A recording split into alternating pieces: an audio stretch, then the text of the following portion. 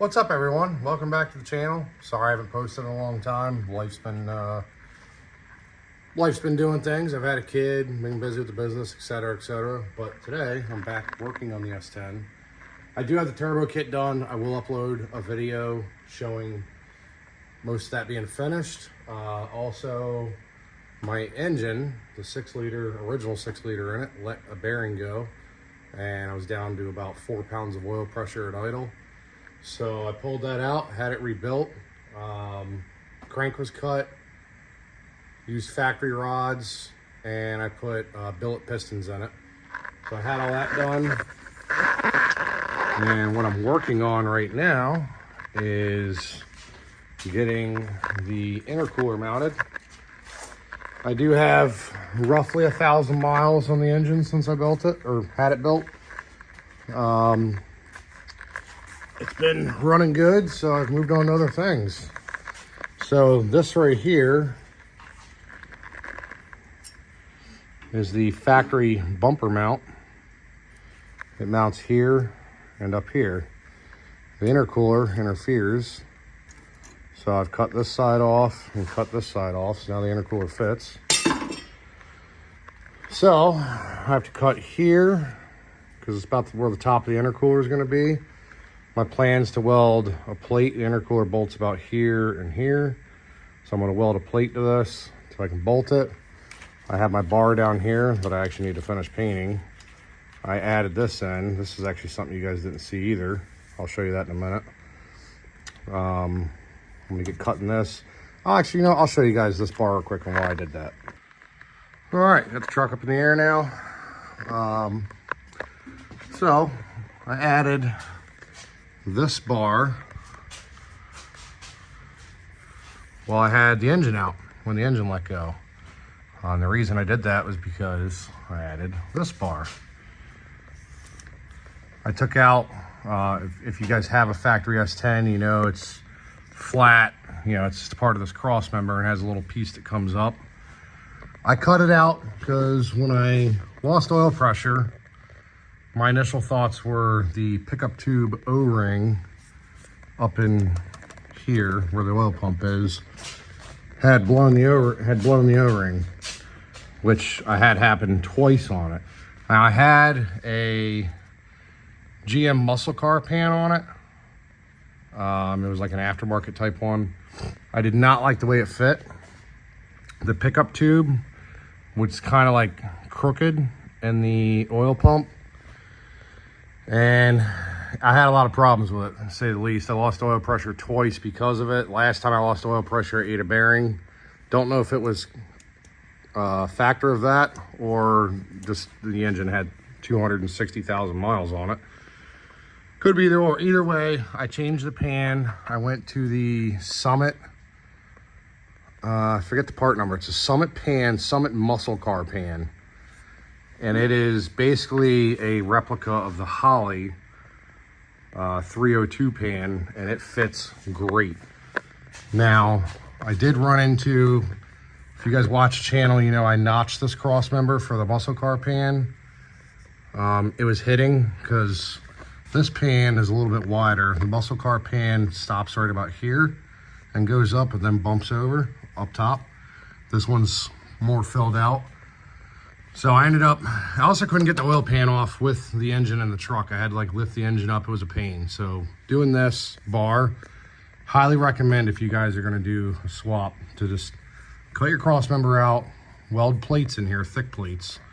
You can kind of see right there how thick this plate actually is. This was actually scrap steel that a buddy of mine had laying around. I actually need to finish welding right there. I didn't realize it wasn't welded. But besides that, welded plates in here, welded this bar in here. I can drop the oil pan with the engine in the truck now. Might have to drop this.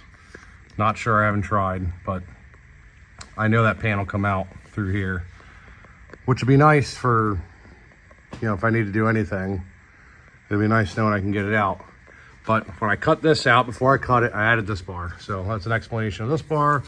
I left it because it obviously just adds rigidity. I can't speak right now. You know what I'm trying to say. It adds strength to the frame. And being that I've tripled or quadrupled the original horsepower of the truck. You know, they come with like 150 horsepower, and now it's making somewhere in the 600 range. It never hurts to, you know, strengthen your frame up a little bit. Anyways, I'm gonna get back to this, getting the intercooler mounted. I'll show you guys some footage of this. Don't know where I'm gonna mount my boost tubes yet. They're gonna go somewhere in here. Trying to figure that out. I have the exhaust, the hot side of the turbo, all down in here, so it kind of creates a little havoc. Don't judge the welds. There's a little leak right here, it appears. I should probably fix that. All right, I'll be back with you guys in a minute. All right, got everything cut out. I actually set the truck down off the lift because I had to do something else real quick. But I had to trim out the grill and move my trans cooler. I'll show you all that in a little bit, but there's basically, it's gonna move up a little bit, but it's basically how it's gonna sit. And I'm actually getting ready to put the truck back on the lift because some other things showed up. I have the Blazer spindles, new wheel bearings, power stop brakes, rotors, pads, calipers, the whole 9 yards. And my drag link was also worn out. Had a lot of play in it, but I just said, screw it, I'll do the whole front end. Even got new adjusting sleeves, tie rods. Center link is gonna be coming later. It's supposed to be here, but this is all the stuff I'm getting ready to do. I'll show you guys a lot of that. That's the other caliper. Spindles I got on eBay. They were, I think I paid roughly 200 for them, if I remember right, 220. I bought them about a year ago. Bearings, centric bearing. See the box right there. By the way, I ordered the wrong bearing the first time. This is the part number you need for the 2-wheel drive spindles, Blazer spindles. And sure, if you're watching this, you probably already know, but if you don't, the S10 caliper is a single piston, a lot smaller rotor, everything's smaller about it. The Blazer is an upgrade. I know there's other upgrades out there, Corvette brakes and, you know, obviously aftermarket stuff, but this was the cheapest, easiest way to do it. You end up with a dual piston caliper, bigger rotor. And a lot of people are a fan of bolt-in style bearings, you know, with the nut and everything that you can repack the bearing. I don't know why. I just like this better. I know the other bearing is serviceable, everything else, yada yada. This is just simpler. Bearing goes, you just change it. You don't have to worry about preloading it right and everything else. So I'm gonna get the truck on the lift, get started taking it apart, and I'll show you guys some of that. So here's the factory setup.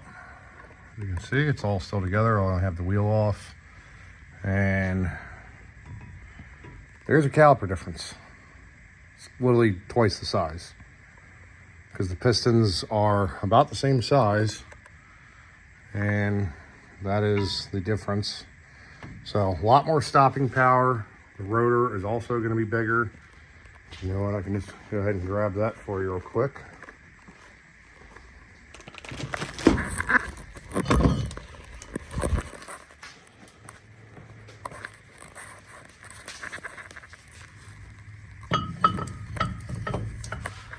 So you can see the rotor is larger. It's not huge, but it's a lot larger than the factory offering. And this power stop kit does come with drilled and slotteds, which is kind of nice, kind of help keep the warpage down. Part of the reason why I'm doing this is I do have, my rotors are warped. I got a little wobble in the front end, and you can see these tie rods are beat. I can't move it enough right now, but drag link moves up and down. Center link has play. Tie rods have play. So front end's worn out. The brakes are in good shape because these are actually newer. That's actually a brand new caliper, which these are shockingly cheap, by the way. They're like $26. But I'm gonna get it apart and show you guys putting it together. All right, I got the caliper off. I got the tie rod off so I can move this freely. Factory brake line's not gonna work. so that's why it's hanging. So don't worry about that. I'm about to get a blazer brake line for it. So you got to pull that pin, that nut, that pin, that nut, and in theory, shouldn't have to put anything under this. It'll probably pop down a little bit, but that spring's under pressure. My shock is old. It might just come apart. So I am going to put a pole jack under here, put a little bit of pressure on it before I take this apart and try hammering it off. Just something to kind of look out. You know, I don't want to see someone do that, because this thing flops down and comes out, that spring comes out. You're standing, you know, right here working on it. It's going to hurt you. It ain't going to feel good. Could kill you. So not something worth playing with. ABS wire I literally just cut for now. It's bolted right here. I have new bearings and such, so don't have to worry about the wire. It unplugs right here. It might have been in a different spot. I know I moved a lot of this when I put the truck together, but I honestly think it was bolted up here or to the frame. It had like a clip, if I remember right. I could be wrong. But, oh, and while I'm here, there's the turbo kit comes up. There's my wastegate. Turbo is right there.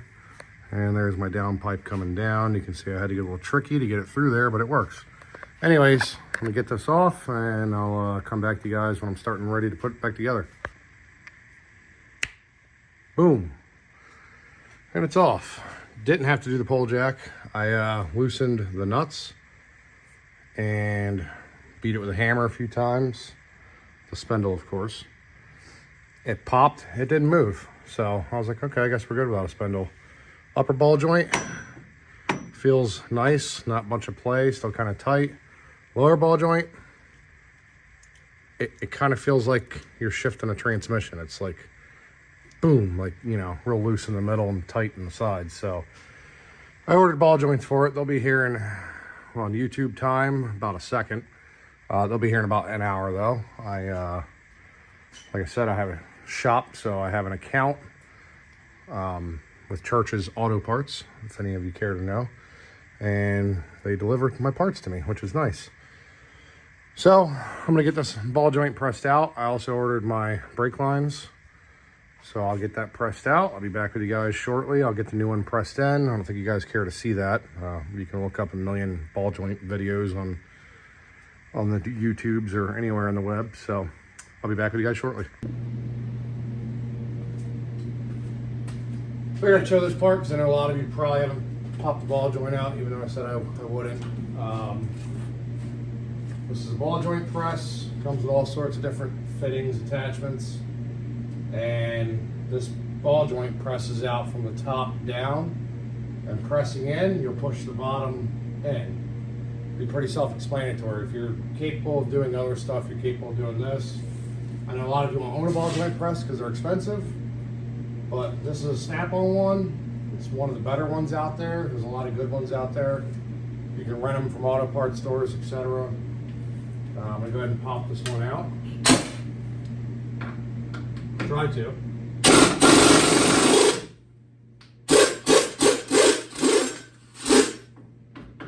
Well, that's it. Ball joint's out. Pretty easy and self-explanatory. Now I'll grab the new ball joint and give you an idea how that goes in. So I'm basically gonna take a fitting cup, whatever you want to call it, from the ball joint press that fits perfectly around this, which I do have, and it's going to press in this way. You'll have to have an oversized fitting up here to hold that, and it'll press it in. But I'm going to get this hole cleaned out, and then I'll get it in. Got the ball joint press set up again. Like I said, bigger one up top, one that fits the ball joint on the bottom now. And we're going to hammer it in there.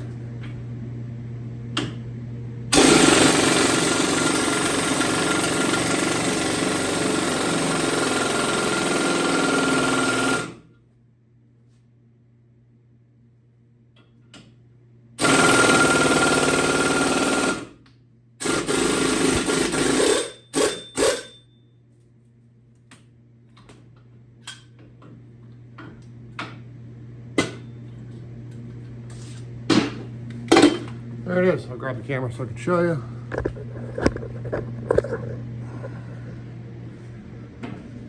New ball joints pressed in. As you can see, it only takes, you know, I mean, in reality, it took 10 minutes. But once everything's apart, it takes all 10 minutes. And you have a new ball joint that is much stiffer and smoother like it's supposed to be. All right, got it set on there for now. I just put the tire on to see if it still line up the same. It does. Seems like it does at least. So you put your nut on. The spindle will pretty much hold itself in place. This obviously has pressure going down on it. This isn't going to move. It's held by the sway bar link and the shock. So put our nut on there. And this is a new nut because I just put a new lower ball joint in. And the upper, we'll take the old nut, which was this one. Okay, I'm wrong. It was this one. Nope, wrong again. Last try here. There we go. That seems right. Helps if you know where you put stuff.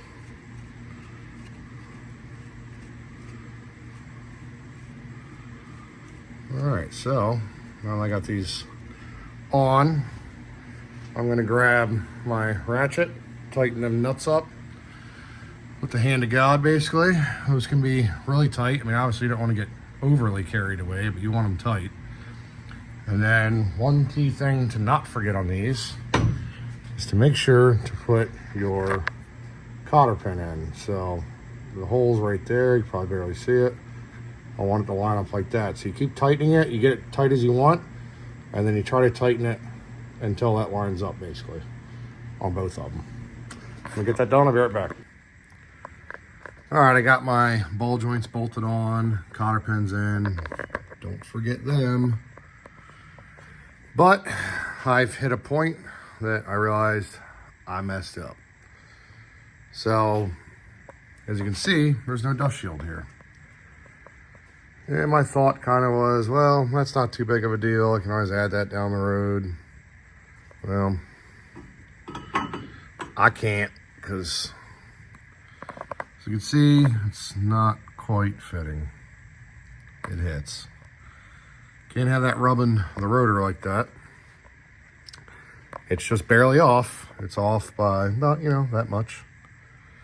So, obviously the piece of sheet metal between the wheel bearing and spindle will move this, you know, about yay much, about half of that actually.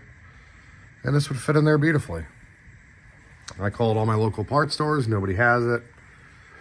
A couple places could get it. It was about a week out. So I just waited and ordered it on Rock Auto because it's half the price and it'll take the same amount of time to get here. It'll actually be here Friday. Today's Wednesday, so it'll take 2 days to get here. So it is what it is. Can't finish this up right now, unfortunately, as much as I wish I could. But it's okay. I can still do my tie rods, drag link, center link, all that nonsense. I can still get all that done. So I guess I'm going to go ahead and do that. All right. I got the drag link in, got all the tie rods, center link, all that stuff off. New center link is made up. You do have an outer and an inner, so be cautious of that. These are AC Delco parts. Don't know if both inners are gonna have blue boot and both outers are gonna have black boot. I'm an idiot and I didn't order both for some reason. I also missed that key ingredient, the dust shield, so I ordered that.